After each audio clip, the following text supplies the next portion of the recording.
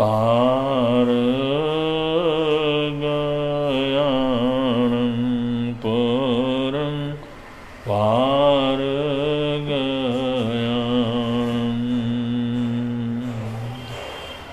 लोकमुपगयाणं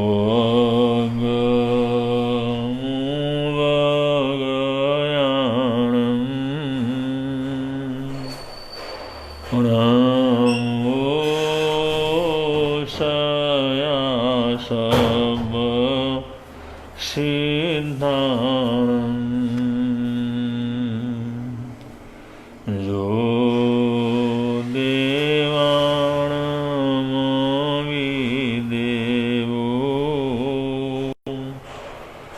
जं देवा पञ्जलि नमंसन्ति तं देव देवमह्यं शिरसा वन्दे महावीरम्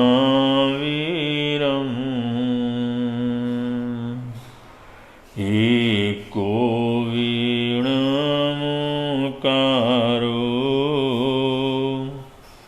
जिणवरवश सवधमानस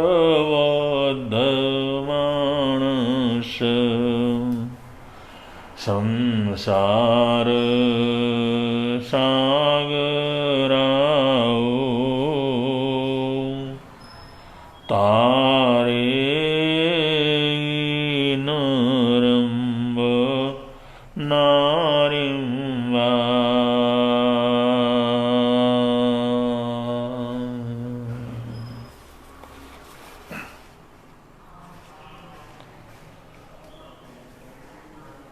मुख मुग्ग गई अध्ययन की 14वीं गाथा चल रही है।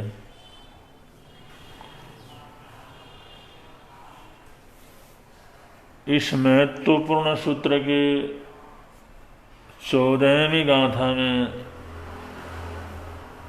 नव तत्व का वर्णन किया गया है। जैन दर्शन को समग्र रूप से समझने के लिए षड द्रव्य और नव तत्वों को समझना जरूरी है।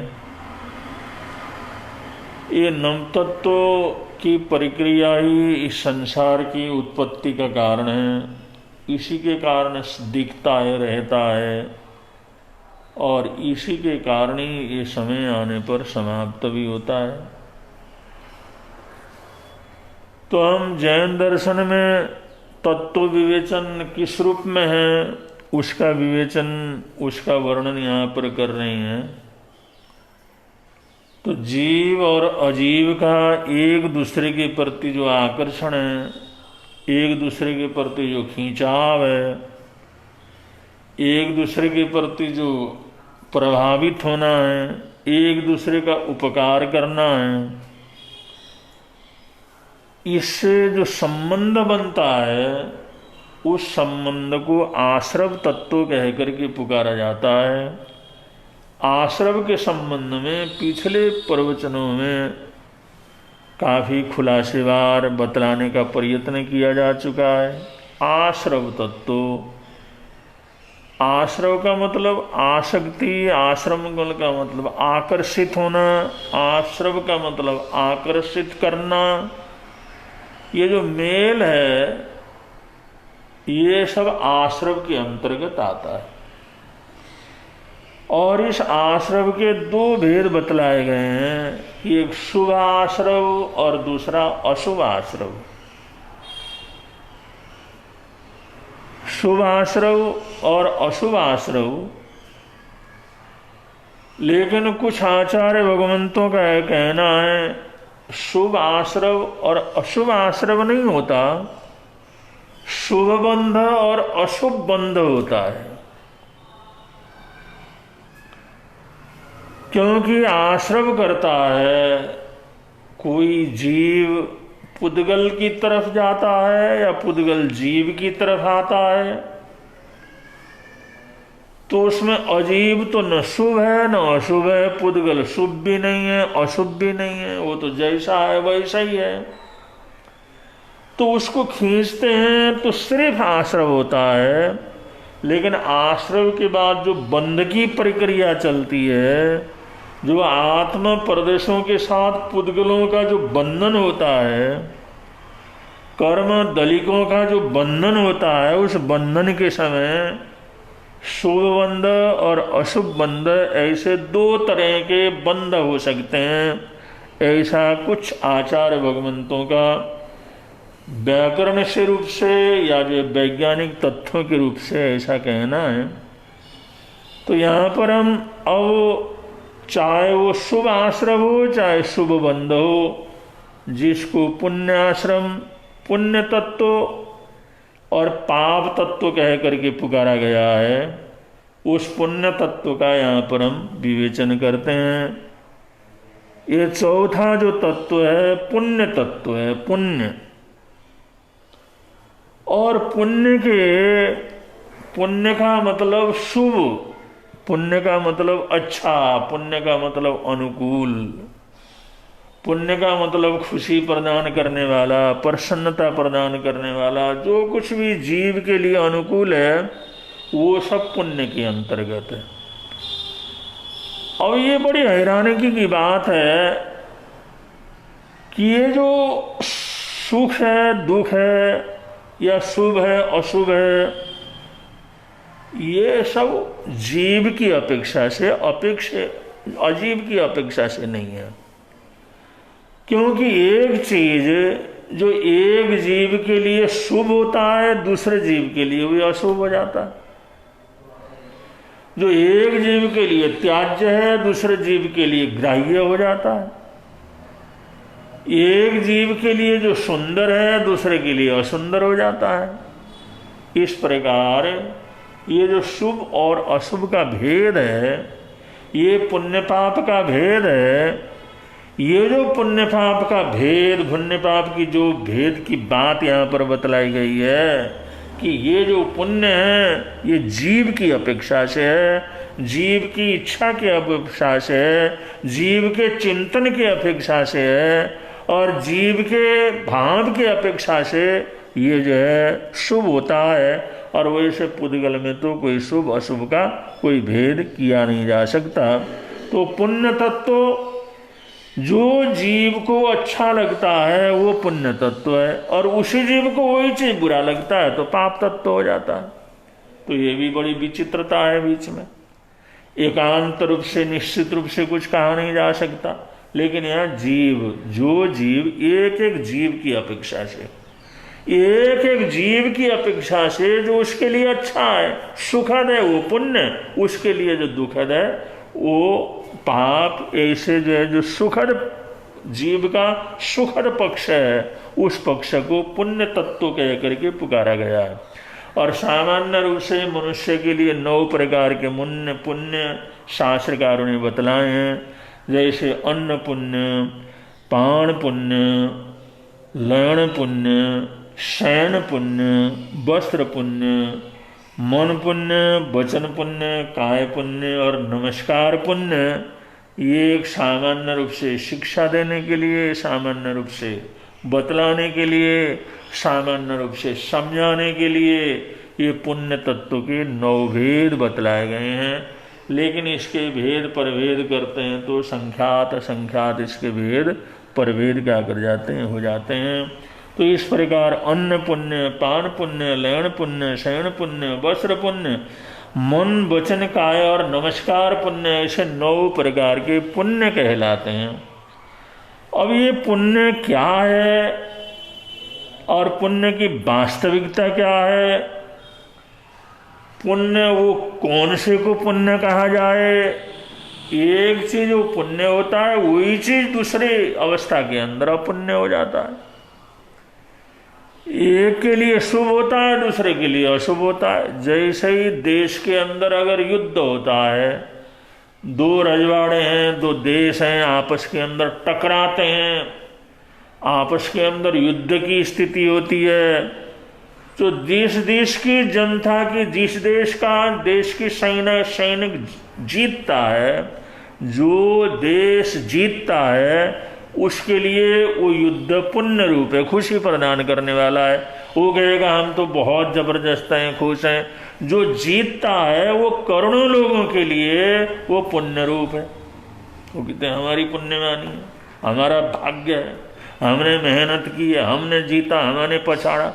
और वही युद्ध जो हारने वाला है उसके लिए बड़ा दुखद है, बड़ा तकलीफ देने वाला है, बड़ी परेशानी देने वाला है। हारने वाला कहेगा पता नहीं हमने कितने पाप किए, कितना बुरा काम किया, उसका परिणाम स्वरूप युद्ध हार गए। अब युद्ध है, अब युद्ध कुछ लोगों के लिए पुण्य का रूप है और कुछ लोगों के लिए पापों का रूप है। कुछ लोगों के लिए अच्छा है और कुछ के लिए बुरा। तो ऐसे पुण्य पाप का कोई विशेष ऐसा मापदंड नहीं है, इसको हम पुण्य कहें या इसको हम पाप कहें। ये तो द्रव्य क्षेत्र काल भाव के अनुसार, परिस्थिति के अनुसार, समय के अनुसार, स्थिति के अनुसार इसकी परिभाषाएं बदलती चली जाती हैं, बदलती चली जाती हैं। हम निश्चित रूप से कह नहीं सकते ये पुण्य है, ये पाप है, ये अच्छा है या बुरा है, ये करना चाहिए या नहीं करना चाहिए। इस चीज को हम हर जगह क्या कर सकते, नहीं कह सकते। श्री कृष्ण अगर किसी को मारते हैं तो कहते हैं अर्जुन किसी को मारना नहीं है, मारना पाप है, ये हिंसा है, किसी की हिंसा मत करो। लेकिन युद्ध के अंदर वो कहते हैं मैं तो हिंसा नहीं करता, तो कृष्ण कहते हैं मारो, सबको खत्म करो, इनको मारना ही तुम्हारा धर्म है, यही तुम्हारा कर्तव्य है, अन्याय अत्याचार के लिए लड़ना चाहिए। एक जगह वही उसको कहते हैं मारो मत, और दूसरी जगह कहते हैं सब कत्ल कर डालो, मार डालो। अब इसमें पुण्य और पाप का क्या हिसाब किताब लगाया जाए?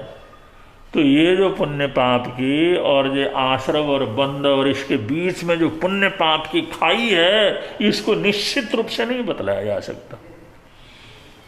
ये पुण्य है, ये पाप है, इस तरह से नहीं बतलाया जा सकता। ये बड़ा कठिन काम है, ये बड़ा मुश्किल का काम है, क्योंकि ये सिर्फ इंसान की भावनाओं के ऊपर, इंसान के विचारों के ऊपर, सोच के ऊपर, परिस्थिति के ऊपर कोई चीज़ पाप हो जाता है, कोई चीज़ उसके लिए पुण्य हो जाता है। कहीं कहीं पर झूठ बोलना ये पाप हो जाता है, लेकिन कहीं पर किसी के हित के लिए, किसी के बचाव के लिए अगर वहाँ पर झूठ बोलते हैं तो पुण्य हो जाता है। अगर वो कहता अगले सच बोलता तो अगला मर जाता, खत्म हो जाता, उसकी सुख शांति नष्ट हो जाती।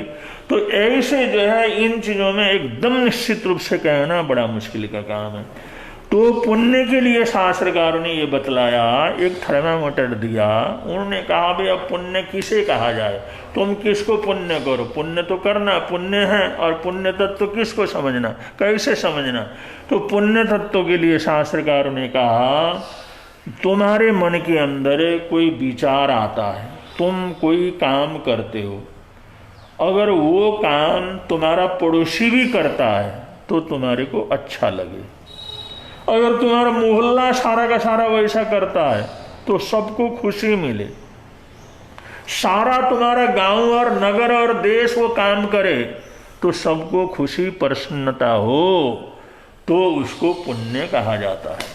पुण्य का मतलब जो तुम्हें अच्छा लगता है वही काम अगर तुम्हारे आस पड़ोस का आदमी करे तो भी तुम्हारे को अच्छा लगे और सबको अच्छा लगे, वहाँ पर मोहल्ले भर के अंदर सब करें तो भी अच्छा लगे। ऐसे कोई भी करता है तो अच्छा लगता है, तो पुण्य के अंतर्गत क्या करता है आता है। अगर तुम कोई बोलते हो या कुछ कहते हो, कुछ भाषा का प्रयोग करते हो, वह भाषा वो बोलना जो तुम बोल रहे हो तुम्हारे सामने वाला भी बोले तो तुम्हारे को अच्छा लगे, उससे आगे वाला बोले तो भी सबको अच्छा लगे, उससे आगे मोहल्ले में बोले तो भी अच्छा लगे। ऐसे जो तुम जो बोलते हो सारे के सारे बोले तो भी अच्छा हो, तो इसको कहते हैं पुण्य। ये पुण्य के अंतर्गत आता है।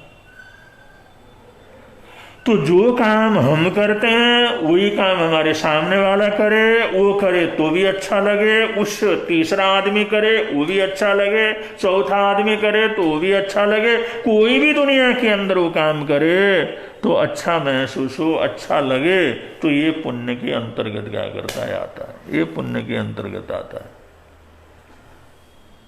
तो पुण्य की जो अपने को अच्छा लगता है और ऐसा कोई भी कर ले तो भी उससे को अच्छा लगे, तो उसको पुण्य कहा जाता है। जिस समय घटना ऐसी घटती है, रूस के अंदर स्वतंत्रता का युद्ध चल रहा था और रूस के अंदर समय समय पर बड़े आंदोलन वहाँ पर होते रहे, क्योंकि रूस ऐसा क्षेत्र है जिसके अंदर बहुत बार जारों का, जमींदारों का, आतताइयों का, बाहर के देश वालों का आक्रमण, और जो वो गुलाम होता रहा, फिर संघर्ष करते रहे, फिर संघर्ष करके अपने स्वतंत्रता को प्राप्त करते रहे। जैसे भारत का इतिहास है, ऐसे रूस का इतिहास भी इसी प्रकार की लड़ाई झगड़ों से भरा हुआ है। समय समय पर उनके ऊपर अन्याय अत्याचार हुआ, समय समय पर वो पराधीन हो गए, समय समय पर उप जनता के ऊपर कहर मचाया गया, और समय समय पर सारी जनता, कोई न कोई नेता पैदा हुआ, कोई क्रांतिकारी पैदा हुआ, उस क्रांतिकारी ने फिर जनता को जगाया, जनता ने फिर संघर्ष किया और उस अन्याय अत्याचार को खत्म करके स्वतंत्रता को प्राप्त किया। ऐसा कई बार रूस के अंदर हुआ है। और जिस समय 17वीं शताब्दी में जार की सत्ता, सामंती बर्बरता, कृषि की दासता चल रही थी, उस समय स्तेपान राजीन नाम के जो नेता थे, स्तेपान राजीन नाम के जो नायक थे, वो इतने जबरदस्त थे। उन्होंने ऐसा आह्वान किया, जनता को ऐसा जगाया, जनता को ऐसा जोश भरा, जनता को ऐसे जागृत की, वो गरीब जनता, वो अन्याय अत्याचार पे पीसती हुई जनता ऐसी जागी, उन्होंने पूरी जो है अन्याय अत्याचार करने वाली सत्ता को पूरी तरह से मिट्टी के अंदर मिला करके रख दिया और स्वतंत्रता को क्या किया, प्राप्त किया, और जो अपने अधिकार प्राप्त किए, सुख शांति प्राप्त की, गुलामी को, जंजीरों को तोड़ा और देश को गुलामी से आजाद किया, अपने देश की समृद्धि के मालिक बने और सुख शांति पूर्वक अपना जीवन जीने वाले बने। और ये फिर ये आक्रमण वगैरह समय समय होता रहा, लेकिन किसी भी समय हुआ हो, लेकिन कोई एक उदाहरण यहाँ पर हम पुण्य का आपको दे देते हैं कि स्तेपान राजिन उस युद्ध के अंदर 17वीं शताब्दी 18वीं शताब्दी के बड़े जो है क्रांतिकारी महापुरुषों के अंदर स्तेपान राजीन का नाम लिया जाता है। मैं ये बतला रहा हूं पुण्य क्या है। जो काम हम करें, जो काम हमारा पड़ोसी भी करे, जो काम सभी लोग करें, जो भी करें वो अच्छा ही हो, वो सब बुरा किसी का ना हो, ना हमारा बुरा हो, ना किसी दूसरे का बुरा हो। जिस काम को करने से अपना भी भला हो, दूसरे का भी भला हो, किसी को तकलीफ ना मिले, ऐसा कोई भी काम हो तो उसको पुण्य के अंतर्गत लिया जाता है। जिस समय स्तेफान अपने घुड़सवारी में अपने साथियों के साथ एक गांव से होकर के निकल रहे थे, स्तेफान राजीन, और उस पहाड़ी के ऊपर जिस समय चढ़े, नीचे खेत था, किसान लोग खेत जोत रहे थे, तो वहां पर उन्होंने देखा एक किसान हल जोत रहा है और उस हल में घोड़े नहीं जुते हुए हैं, कि हल में जो है जैसे यहाँ पर बैल को जोता जाता है, ऐसे रूस के अंदर हल को घोड़े के साथ जोता जाता है, और घोड़े वहाँ पर पालने का रिवाज है। तो घोड़े से जो है खेती करने की वहाँ पर प्राचीन परंपरा रही हुई है। तो उस हल को चला रहा था किसान, तो किसान हल को चला रहा था, तो उसकी माँ, उसकी पत्नी और उसका बेटा, ये तीनों मिलकर के उस हल को खींच रहे थे। किसान हल चला रहा था, दो स्त्रियां और एक जो है लड़का नौजवान, वो तीनों मिलकर के उस हल को खींच रहे थे, भूमि को जोत रहे थे। इस दृश्य को जिस समय देखा इस दृश्य को जिस समय जोतते हुए देखा, ये बड़े एक दुखद जो है दृश्य को देखा, क्योंकि हल को जोतते हुए थोड़ी दूर जाते, इतने थक जाते और वहां पर खड़े हो जाते, फिर वो जोतना शुरू करते। और बंजर जमीन को हल से जोतना काम होता है, बड़ा ऐसा दृश्य था। तो वो जो घुड़सवार था वहां से पहाड़ी से नीचे उतरा, और नीचे उतर करके वो किसान जहां पर हल चला रहा था उसके पास जा करके खड़ा हुआ। कुछ आवाज हुई तो किसान ने मुड़ करके जिस समय देखा, मुड़ करके देखा,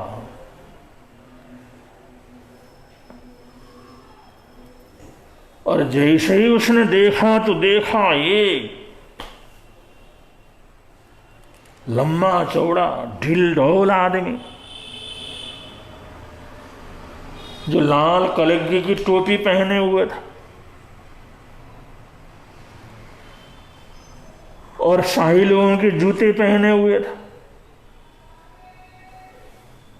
और शानदार कफ्तान, उसका जो कुर्ता वगैरह पहना हुआ, कपड़ा पहना हुआ था। शाही परिवार का लग रहा था, वास्तव में बड़े परिवार का लग रहा था। घुड़सवार था, घोड़े के ऊपर बैठा हुआ। वो जिस समय सामने आकर के उसने घोड़ा रोका और किसान ने मुड़ करके देखा तो अरे उसने सोचा ये पता नहीं कौन है। उन्हें सोचा ये जो है वास्तव के अंदर ये कोई बिहार है, तो मतलब राज्यसभा का कोई बड़ा आदमी है या फिर खुद गवर्नर है, राजा है, कौन है। बड़ा आश्चर्यचकित होकर के जिस समय उसने देखा तो उस घुड़सवार ने बड़े आंखों को तरेर करके उस जो है किसान की तरफ देखा, और किसान की तरफ जिस समय देखा और बोला ये क्या कर रहे हो, ये क्या तमाशा।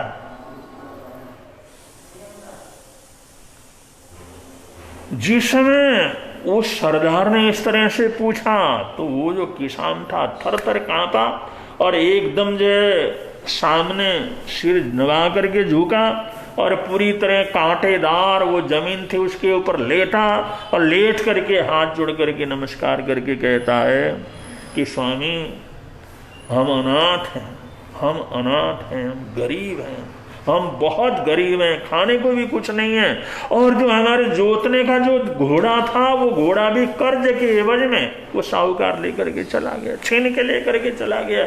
उसी घोड़े के आधार पर हम खेत जोतते थे, अपने जीविका चलाते थे, लेकिन जो है उसको लेकर के वो चला गया, हमारे पास कुछ नहीं है, हम गरीब हैं, अनाथ हैं। जिस समय रोने लगा वो, और वो जो घुड़सवार जिस समय घोड़े से नीचे उतरा चाबुक उसके हाथ में था, घुड़सवार जिस समय ऊपर से नीचे उतरा तो वो जो किसान था डर गया बुरी तरह से, और ऐसा डरा और ऐसा भयभीत हो गया और वो नीचे गिरा, फिसल गया, फिर उठा और वहां से भागने लगा बुरी तरह से, जैसे भागा जा रहा था वो।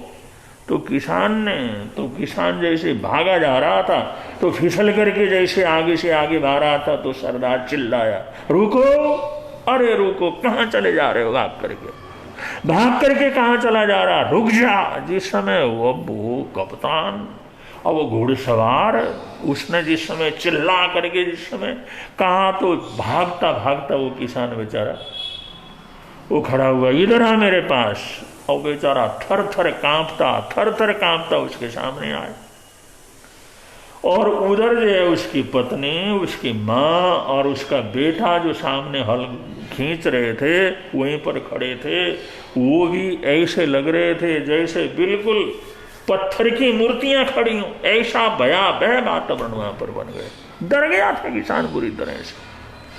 अब जिस समय आकर के खड़ा हुआ तो उन्होंने कहा घोड़ा नहीं है तेरे पास, उन्होंने कहा नहीं हजूर, वो चला गया। उसने अपना जो घोड़े का जो घोड़ा था उस घोड़े को उसके सामने करते हुए उन्होंने कहा ले ये घोड़ा ले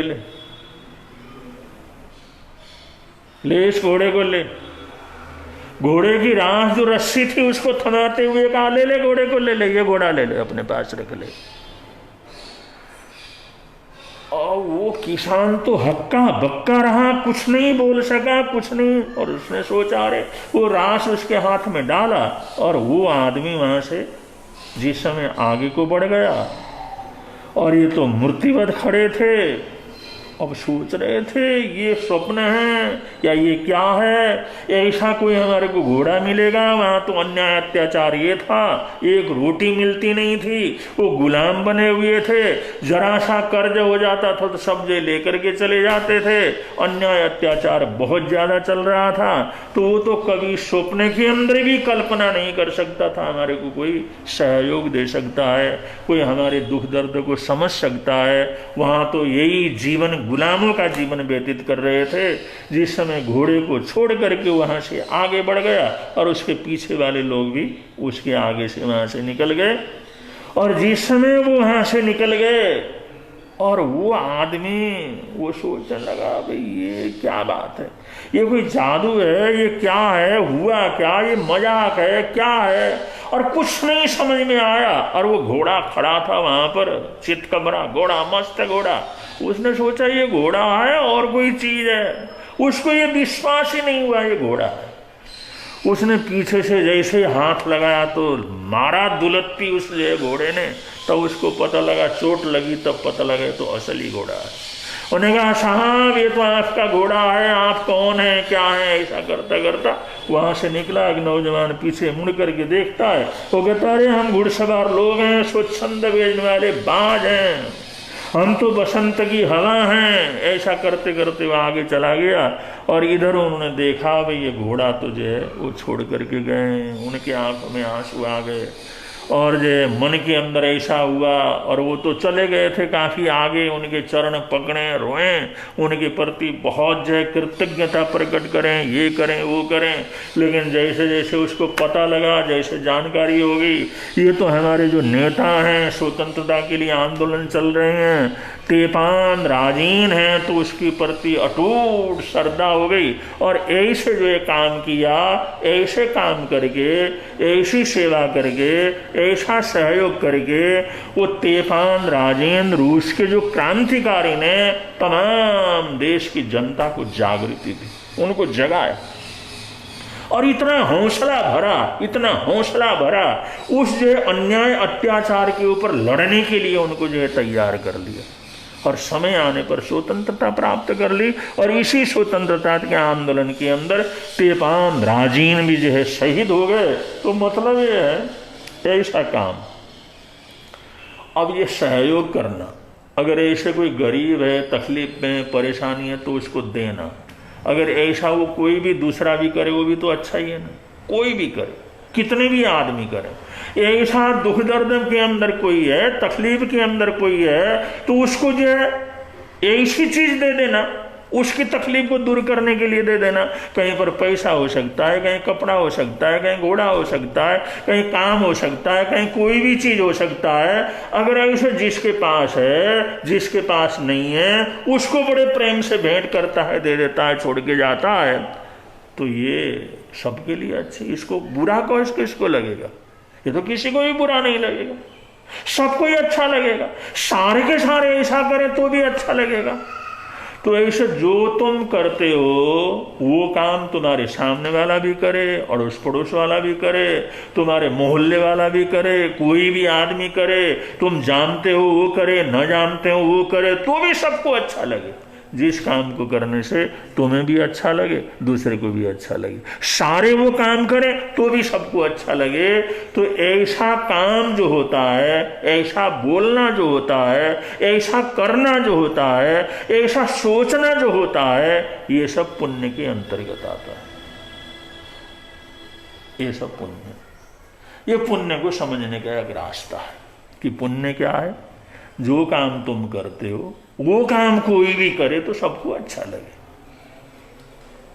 तो ऐसा कोई काम करते हैं, ऐसा बोलते हैं, ऐसा चलते हैं, ऐसा खाते हैं, और ऐसा जो कुछ व्यवहार करते हैं, जो हम करते हैं वो ऐसा ही सब करें तो सबका अच्छा लगे। तो ये पुण्य तत्व के अंतर्गत क्या करता है, आता है। तो जितने भी शुभ कर्म हैं, जितने भी अच्छे कर्म हैं, जितने भी द्रव्य क्षेत्र काल भाव से करना चाहिए उस समय जो करना है, जो कर्तव्य पालन करना चाहिए उस समय करना। कभी लड़ना पुण्य हो सकता है, कभी शांति रखना पुण्य हो सकता है, कभी किसी को माफ करना पुण्य हो सकता है, कभी आतताइयों से लड़ना पुण्य हो सकता है, कभी किसी की रक्षा करना पुण्य हो सकता है, तो कभी भी खून खराबा करना वो भी पुण्य क्या कर सकता है, हो सकता है। तो हम ऊपर से किसी कृत्य को देख करके नहीं कह सकते वे पुण्य पाप है, ये निश्चित रूप से नहीं कह सकते।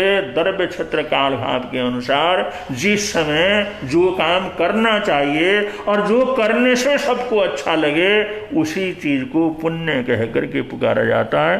तो इसको पुण्य को समझने के लिए थोड़ा विचारों की जरूरत है, सोच की जरूरत है, चिंतन की जरूरत है। एक लाइन पढ़ ली और उसको याद कर लिया तो ये पुण्य नहीं होता। पुण्य के लिए उसमें निर्णय करने की क्षमता, सोचने की क्षमता, चिंतन करने की क्षमता, उसको हम किस तरह से पुण्य कैसे हो सकता है, ये जो चिंतन मनन करके प्रज्ञा से निश्चित करके जो है पुण्य पाप को निश्चित किया जाता है। तो पुण्य वो है जो करने से अपने को भी अच्छा लगे, दूसरे को भी अच्छा लगे। और पाप तत्वों का क्या विवेचन होता है ये आगे के प्रवचनों के अंदर आप लोगों को बतलाएंगे। ये पुण्य के लिए इसे सोचना चाहिए, समझना चाहिए, विचार करना चाहिए और ऐसे पुण्य कर्म को करते रहने का प्रयत्न करना चाहिए। जो काम जैसे घर में काम कर रहे हैं, किसी को तकलीफ है तो उसको एकदम सहयोग देते हैं तो ये पुण्य के अंतर्गत आता है। और सहयोग कोई भी किसी का करे तो सबको अच्छा लगता है। तो ऐसे घर में हो तो मोहल्ले में हो, देश में हो या राष्ट्र में हो, कहीं पर भी हो, कहीं पर भी हम रह रहे हो, वहां पर हमारे लिए पुण्य क्या है और हमारे को क्या करना चाहिए, पुण्य का अनुष्ठान किस तरह से हमारे को करना चाहिए, ये हमने अपनी चेतना से, अपनी बुद्धि से, अपनी प्रज्ञा से, अपनी समझ से तैयार करके, निर्णय करके उस पुण्य कर्म को जीवन के अंदर करने का प्रयत्न करना चाहिए। ये पुण्य तत्व के अंतर्गत प्रभु परमात्मा ने बताया है। बोलिए भगवान महावीर स्वामी की जय।